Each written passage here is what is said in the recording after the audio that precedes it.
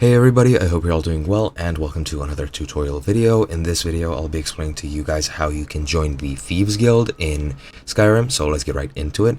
And first of all, let me apologize for using screenshots. It is just a much more efficient way of recording these tutorials since gameplay footage takes up a lot of space and is really slow to upload, so bear with me. Anyway, to actually join the Thieves Guild, I don't know if there is a level requirement for it. I don't think there is. However, do some research, don't quote me on that. And to actually join it, you need to go to Riften.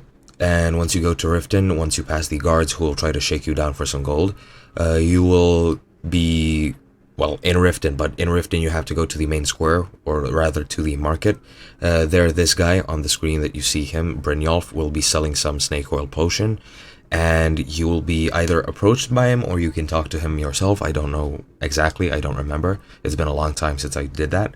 But yeah, once you approach him, he will give you the quest to plant a ring on this dark elf merchant.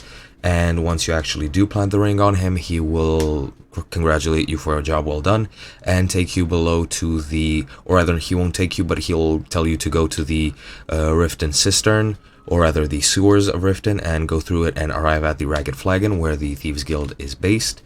And once you're there, you will have the option of continuing the quest line, and pretty much immediately after that you'll get your first mission as a thief for, I think it's this sort of property near Riften where you have to burn some beehives. And after you do that mission, you will officially be part of the Thieves Guild, I think.